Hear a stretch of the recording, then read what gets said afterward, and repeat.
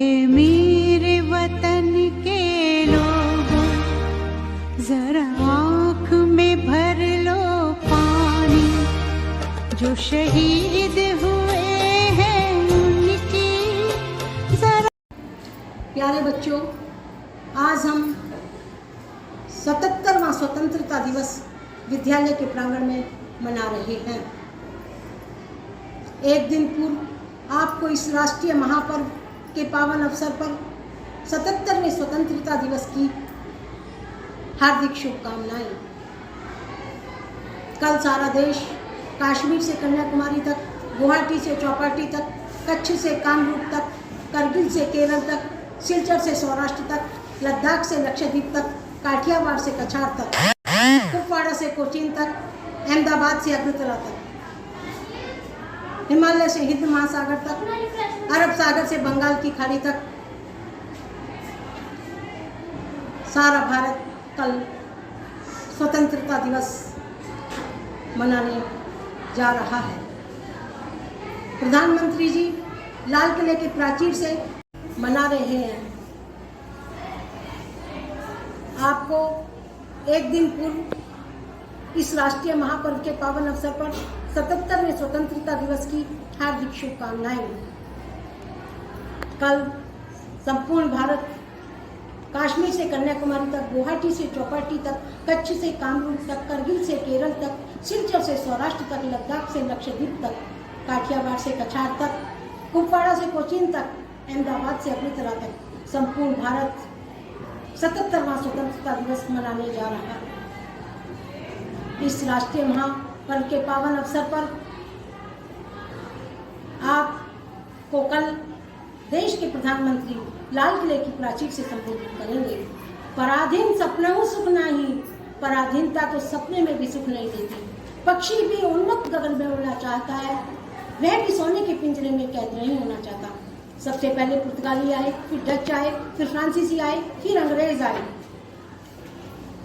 Dutch बच्चों Netherlands के निवासियों को कहते हैं और नीदरलैंड का पुराना नाम है हॉलैंड। तो सबसे पहले पुर्तगाली आए, डच आए, फ्रांसीसी आए, फिर अंग्रेज आए। 1757 की प्लासी की लड़ाई ने अंग्रेजी शासन के बीच में दी। 1764 के बक्सर के युद्ध ने अंग्रेजी शासन की स्थापना कर दी। 1857 के प्रथम स्वतंत्रता संग्राम में हमारी महान वीरांगना झांसी की रानी 23 वर्ष की अल्पायु में वीर गति को प्राप्त हो गई। हमारी स्वतंत्रता के वास्तुकार आर्किटेक्ट श्री बाल गंगाधर तिलक जी ने कहा था, स्वराज्य मेरा जन्मसिद्ध अधिकार है, मैं इसे लेकर ही रहूंगा। सुभाष चंद्र बोस जी ने कहा था, तुम मुझे खून दो, मैं तुम्हें आजादी दूंगा, दिल्ली चलो, दिल्ली दूर नहीं। जय हिंद, ये सब नारे सुभाष चंद्र बोस जी के थे। शहीद भगत सिंह ने इनकलाब जिंदाबाद, चंद्रशेखर आजाद ने कहा था, हम आजाद हैं, आजाद रहेंगे और आजाद ही मर जाएंगे। पंडित राम प्रसाद बिस्मिल ने कहा, सरफरोशी की तमन्ना अब हमारे दिलों में है, देखना है जोश कितना बाजुए का दिल में है। गांधी जी ने डू एंड डाई की पॉलिसी को अपनाया। इस नीति का अनुसरण करते हुए पिटीशन, प्रेयर और प्रोटेस्ट के द्वारा भी स्वतंत्रता के लिए योगदान किया गया। इस प्रकार पौने 200 वर्षों तक हम गुलामी की जंजीरों में बंधे रहे, स्वतंत्रता की बेड़ियों में जकड़े रहे, गुलामी की जंजीरों में जकड़े रहे। लगभग 8 लाख शहीदों ने अपने जीवन का बलिदान किया, अपने प्राणों की आहुति दी, तन मन धन से देश के लिए न्यौछावर हो गए। परिणाम स्वरूप 15 अगस्त 1947 को अर्धरात्रि की वेला में भारत विश्व के मानचित्र पर एक संप्रभुता संपन्न राष्ट्र के रूप में स्थापित हुआ। आज हम उन 8 लाख शहीदों को शत नमन करते हैं। साथ में भारत की जल सेना, थल सेना, वायु सेना, arm forces, paramilitary forces, BSF, CRPF, Indo Tibet police को भी सैल्यूट करते हैं, सलाम करते हैं, नतमस्तक होते हैं।